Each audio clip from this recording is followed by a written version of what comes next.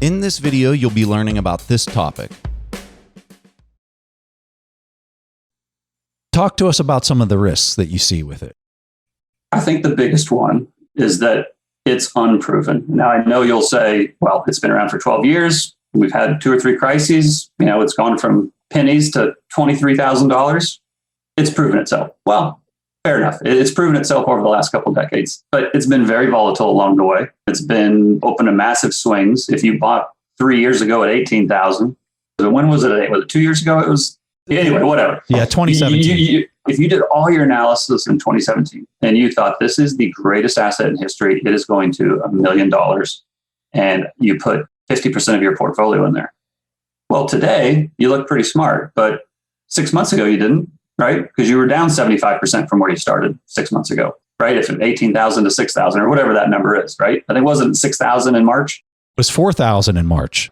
And so if you had liquidity from other places and you knew you were holding for the long term, it didn't matter. But if you needed that liquidity for something, that's a 60, 70%, that's a big drawdown, right? So my point is it's not without risk. The second thing I would say is, and you know these figures much better than I do. I kind of go like this with Bitcoin. I get really into it and then I kind of leave it for 2 or 3 months and then I get really into it. And Bitcoin's kind of one of those things, or the crypto world's kind of one of those things. I feel like if you're not on top of it every day or every week, so much happens that, you miss it. And so some of my stuff might be dated and you know the figures better than I do. But a couple of the other risks that I would say is that, isn't it something like 2% of the holders own 80% of the coins or something like that? The whales dominate the market, right? So typically the whales are pretty smart people, right? And I'm not saying this has happened. I'm just saying this could happen. If the whales pump it up, this is the greatest asset in the world. And then all the small retail guys come in and buy it at the margins and push it to 30 or 40,000. And then one night a whale says, you know what? I'm out. I'm 80 years old. I'm rich. I don't need any more. And he can sell a lot of coins really quickly. Now, again, I'm not saying that will necessarily happen, but it can. And maybe you argue that it's not a thinly traded market, but if you have a big whale selling in a thinly traded market, prices can move really quickly. And you've seen that several times in Bitcoin. But the flip side is a whale comes in and you go from 4,000 to 23,000 in 6 months, right? So it cuts both ways. The other thing I would say is that, again, and I don't know the numbers, but I know over 50% of the miners are located in China. And so I'm not going to say that that's necessarily a bad thing, but if the CCP just rolls up to all the mining operations and says, these belong to us now, those people don't really have to say no. They don't have the ability to say no, they don't, right? I mean, China, if they want them, they're going to take them. Now, and then you'll say, well, then they'll all just migrate to the miners that are outside China, or it'll fork or something. And that's possible, but I'm just saying that is a risk. That could cause some disruption in the short term. The other thing, and you'll know this better than I will, the whole Tether thing. As I understand it, Tether is a big part of the growth of Bitcoin. And it's my understanding, you can correct me if I'm wrong on this, but it's my understanding that Tether is really more of a way to send dollars around the world than it is to send Bitcoin around the world. In other words, it's dollars backed by Bitcoin instead of Bitcoin backed by dollars. I might have it wrong, but that's my perception. And I know it was like 2 or 3 years ago, they kept saying, it's 100% backed. But they would never, an audit was never done. It was never approved. And then it finally said, well, it's more like 70 or 80% backed. Okay, well, that's actually still pretty good, no problem. But what's it backed by? Well, it's backed by assets. Well, are those assets dollars, or what kind of assets are they backed by? Okay, well, they've never actually said that. And then this year, I think they said the value of Tether has increased a lot. But then when you look at the banks the Tether uses, there's been no dollar flows into those banks. So if all that Tether's backed by the dollars, well, where are those dollars at? Because they're not in the banks that they say that they use. So again, it doesn't necessarily mean there's a problem. It's just a red flag for me.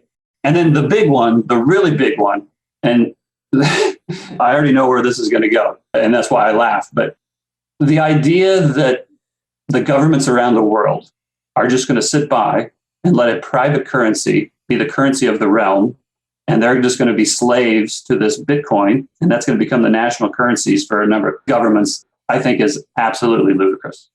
Now, it doesn't mean that Bitcoin's not going to go to $1 million, but I don't see governments adopting Bitcoin. I think they'll have their own digital coins. And if Bitcoin ever seriously threatens the livelihood or the ability of the government to fund themselves with their own fiat currencies, I think governments will take steps to limit the use of Bitcoin. And then I know people will say, well, they can't shut it down because they'd have to shut down the old internet. I get it. Totally get it. That's why I still think you should own Bitcoin. But you throw a few people in jail and activities will, behaviors will change. What I think is interesting is one of the reasons that people are so, I guess, into Bitcoin, if that's the right way to say it, is they see it as a way to take on the evil system, right? There's this evil system that has lasted for centuries, and it's the few take advantage of the many. The money's always in the hands of the powerful, and it's never in the hands of the people. These guys will do anything in their power to maintain their power. But then on the other hand, they're not going to do anything when this private currency comes along and threatens their existence. I don't quite get that. I don't quite get how someone can think, the evil empire has lasted for all these years because they're the most ruthless people in the world. But then those most ruthless people in the world are also just going to sit by while this private currency comes along and threatens its existence. To me, at least, there would be a battle along the way. Anyway, those are just some of my thoughts. Yeah, I love this. So on the last one with the government ban, what are your thoughts on entrenchment? Because I think if you talk to any hardcore Bitcoiners, they're going to look at that argument and they're going to say, you're getting like insane entrenchment right now. Billionaire after billionaire is buying into this, who then have the ability to lobby and influence policymakers, elected officials. And you're not just seeing it in the US, you're seeing it globally. How would you respond to that? I'd say that's absolutely correct. It's a very good point, and it's one of the reasons you should own Bitcoin. Right? Yeah. That is very, very true. And the more powerful people that own it, the less likely it is to get banned, because it's those powerful people that fund the politicians that would try to ban it in the first place, right? So I completely get it. I'm just saying that Bitcoin could become worth $1 million, but it doesn't necessarily mean it's going to replace the US dollar. It's not necessarily going to replace the euro. It's not necessarily going to replace the yen. So I think the people who say you have to own Bitcoin because it's going to become the world currency and governments around the world are going to fall, instead of, people being slaves to the governments are going to be the slaves to Bitcoin. I think it's the personification of silly. Thanks for watching. Make sure to subscribe and hit that notification bell so you don't miss out on the next podcast episode and new investing resources.